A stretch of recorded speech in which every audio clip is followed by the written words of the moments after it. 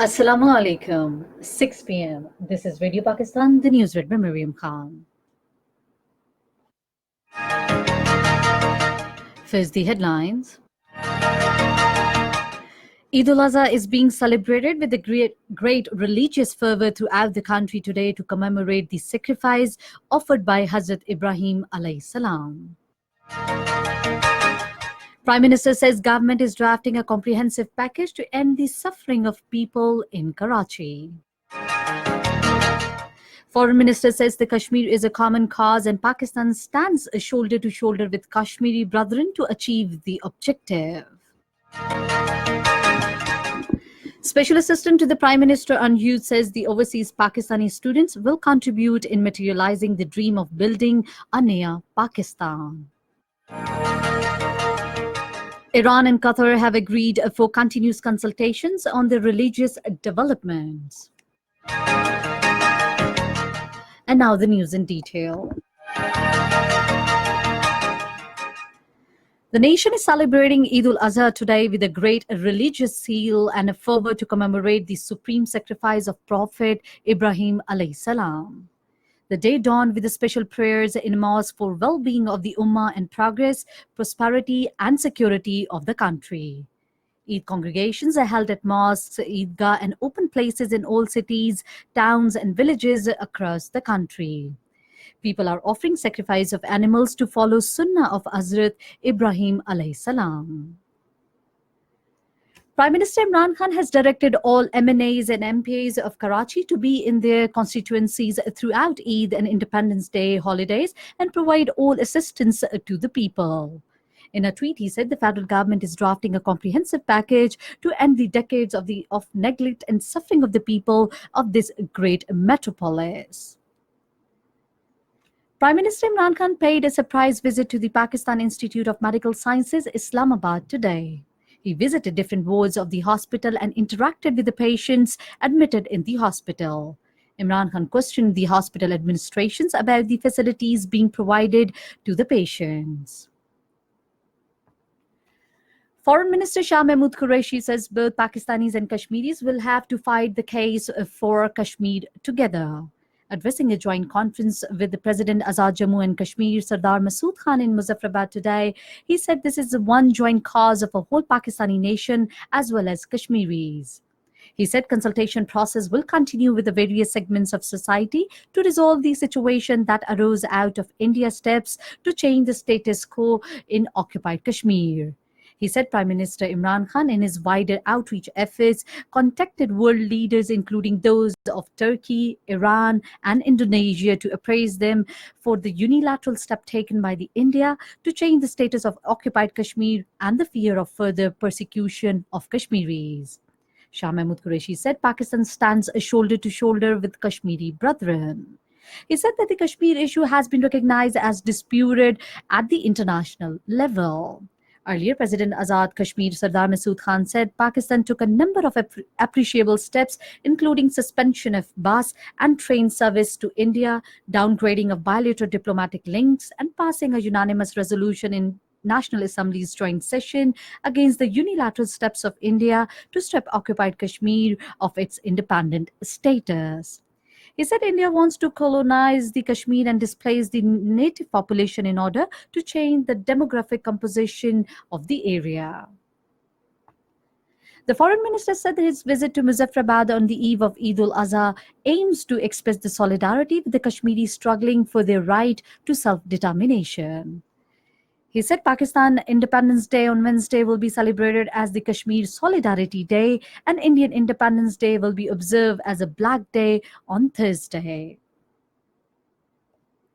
Special Assistant to Prime Minister on Information and Broadcasting, Dr. Firdaus Ashik Khan says government and people of Pakistan fully stand by their Kashmiri brethren in their just struggle for freedom.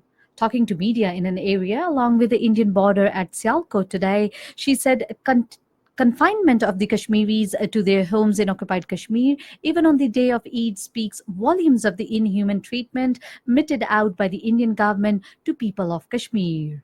Dr. Firdaus Ashik Khan said Pakistan government, nation and the media condemns this barbaric treatment to the innocent Kashmiris.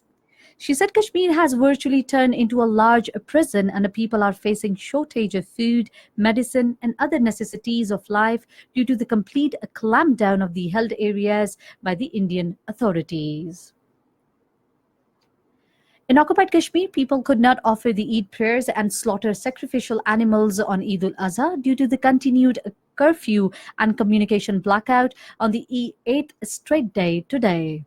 The entire occupied territory, including Doda and Kishtwar areas of the Jammu region, is reeling under the strict curfew and the communication blackout since last Monday when India unilaterally revoked the Article 370 of the Indian Constitution.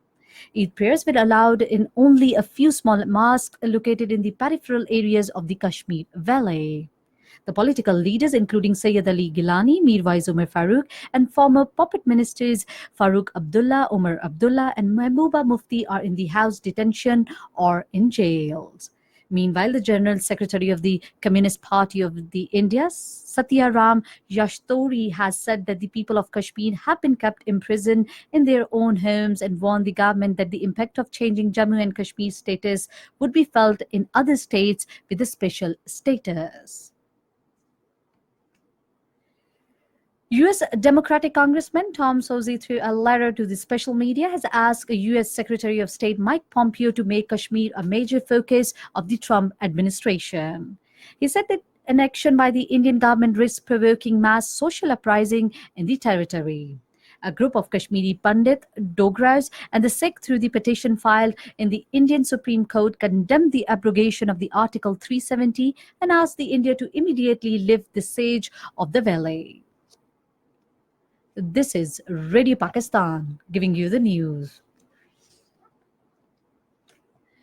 Special Assistant to the Prime Minister on Youth Affairs, Usman Dar, has urged the Pakistani youth to trust their abilities and skills to compete in the world. In a video message on the International Youth Day, he said youth are a precious asset of any nation and their important role in a nation development cannot be ignored. Usman Dar said, "We want to give Pakistani youth confidence and empowerment so that they would get knowledge about their rights."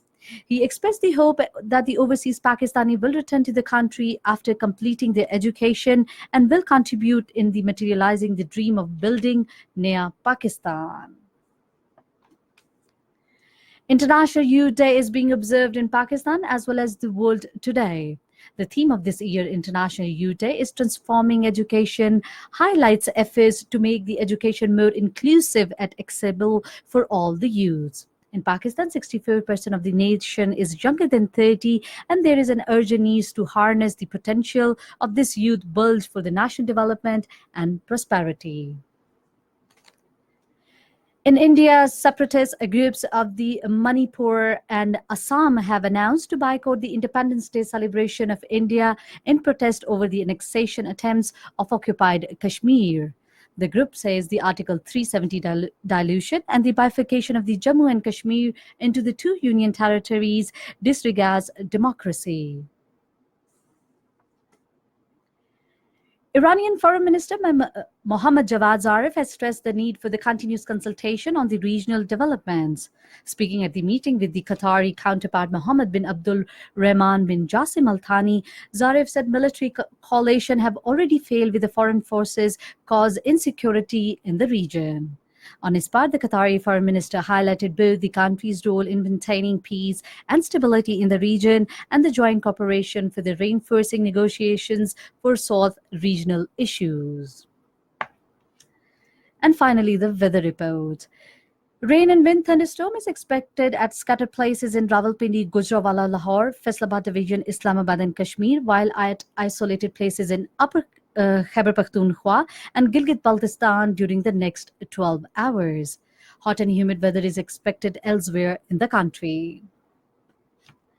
And that is the end of the news. For more news and analysis, log on to our website radio.gov.pk and also watch live video streaming of our bulletin on the link facebook.com/Radio Pakistan News Official.